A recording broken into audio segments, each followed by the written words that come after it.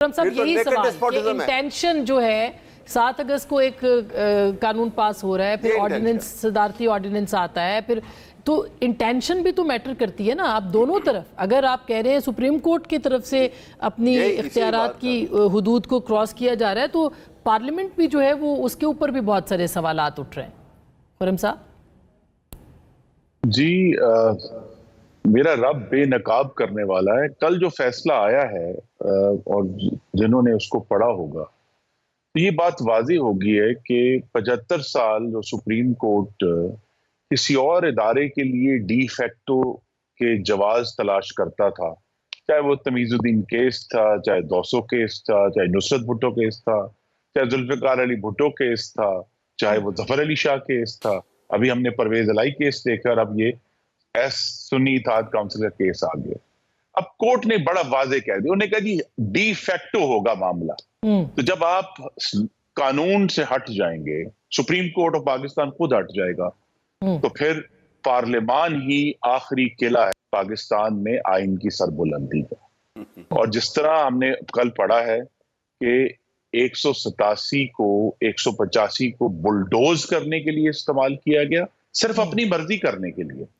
तो अगर ये ख्याल ये है कि जजेस साहिबान जो बहुत ही मोहतरम और मुकद्दम हैं, फाजिल हैं, लेकिन अगर उनका इख्तियार जो है वो लामहदूद नहीं है, और ये लामहदूद जो उनका इख्तियार महदूद किया गया है 175(2) में वाजे लिखा है कि अदालत की उतनी ही, देखें बड़ा वाजे, restricted to what is provided for in the constitution and the law जो पार्लियामान बनाती है, कॉन्स्टिट्यूशन जो पार्लियामान, तो लिहाजा कोर्ट को उतनी अथॉरिटी है जितनी पार्लियामान उसको देगी। कोर्ट के पास लामहदूद अथॉरिटी नहीं है। और बार बार जो है हमारे दोस्त कोर्ट कर रहे हैं 188, 189, 190, उसमें वाजे तौर पर कोर्ट की जो अथॉरिटी है, कहा गया जी कि बाइंडिंग होगा दूसरी अदालतों पे। ये कहा गया है कि पाकिस्तान के तमाम जो इंतजामी और नहीं, मगर किसी जगह पे तो देखे ना, महाजराई को थमने खुर्रम साहब। अब सुप्रीम कोर्ट का फैसला अच्छा लगे बुरा लगे, यहाँ तो फांसी तक के जो फैसले थे वो कबूल किए गए, तो फिर ये मखसूस नशिस्तों का मामला जो है बढ़ा दें। क्यों इस पे एतराज किया जा रहा है कि हमें मखसूस नशिस्तें जो है वो नहीं देना? यही तो बात है कि हम एक ऐसी जगह पर आ गए हैं जहां मुस्तकिल फाजिल अदालत की तरफ से अपने इख्तियारात से गंभीर तजावज हो रहा है। और ये पहली दफा नहीं हुआ। इससे आज से 2 साल पहले जिस तरह 63A का तमस्खर उड़ाया कोर्ट ने, अपनी जस्ट जो जजमेंट थी उसको उल्टा कर एक सबसे बड़े सूबे की हुकूमत उल्टा दी। और हम बार बार ये देख रहे हैं कि जो अगर कोर्ट, मैं फिर कहूंगा, कोर्ट के पास वाहिद जो ताकत है बिल आखिर वो है कि वो आइन के साथ जो अंग्रेजी का लफ्ज है फाइडेलिटी टू द कॉन्स्टिट्यूशन, अगर वो फाइडेलिटी नहीं है और वो डी जोरे करते हैं। और सुन्नी इत्तेहाद काउंसिल का जो केस है उसमें अहम बात यही है ना कि जब आर्टिकल 51 ये कहता है कि 3 दिन है और बाद में लिखा हुआ है 3 दिन है, तो कोर्ट ने कहां से ये अथॉरिटी निकाली है कि जी हम 15 दिन देते हैं?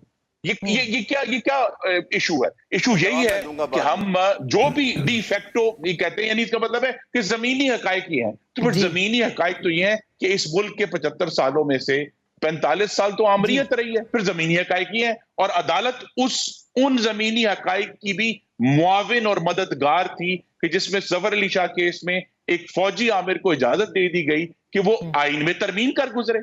तो लिहाजा आज जब हम सब इस बात पर खड़े हैं कि जनाब किसके पास अथॉरिटी है, तो मैं सबको ये याद कराऊंगा कि वही आइन जिसका हम सब हवाला दे रहे हैं मुख्तलिफ हवालों से, उसका इब्तिदाइया ये कहता है कि इस मुमलिकत में अल्लाह ताला के बाद इक्तदार आला अवाम के मुंतखब नुमाइंदों के हाथ में हो। चेक एंड बैलेंस तो देखिए ना, पार्लियामेंट्री डेमोक्रेसी के ऊपर एक चेक एंड बैलेंस भी है ना सर। हाँ, 15वीं तरमीम को भी देखिए पार्लियामान के ऊपर मैं आपकी बात समझ रहा हूं। देखिए आपके नाजरीन के पार्लियामान के ऊपर सिर्फ एक कदगन है, और वो कदगन ये है कि उसकी जो कानून साजी है वो हमारे शहरियों के बुनियादी हकूक से मुतसादिम ना हो। अच्छा, ये हाँ, उस पार्लियामान के सिर्फ ऊपर एक कदम है, मैं उसके ठीक, अलावा अच्छा मैं सर मैं अवैध साहब भी इस पे बात करना चाह रहे हैं, अहमद अवैध साहब भी, और मुकम्मल एक बात करना चाहता जी हूं। जी जी, अगर पार्लियामान ये चाहती है, पार्लियामान की ये मंशा है कि पाकिस्तान में एक कॉन्स्टिट्यूशन कोर्ट अलहदा हो, तो फिर पार्लियामान की मंशा को हमें कबूल करना है। और ये बात मैं जरूर कहता हूँ, हमारे लेकिन पार्लियामेंट के पास नंबर भी होने चाहिए ना सर, उसके लिए नंबर्स नहीं है आपके पास, बिल्कुल ठीक। और उसके लिए मखसूस नशिस्तों के फैसले को आप तस्लीम नहीं कर रहे ताकि नंबर आपके पास आ जाए। वो सब लोग जो तरीकेकार पर एतराज कर रहे हैं, आखिर उस तरीकेकार में कोई कमी थी तो वो तरीकेकार कामयाब नहीं हुआ। ठीक है, और अगर वो अच्छा कामयाब नहीं हुआ, फिर आप उसे क्या कहेंगे? अहमद अवैध साहब से ले लूं एक जुमला।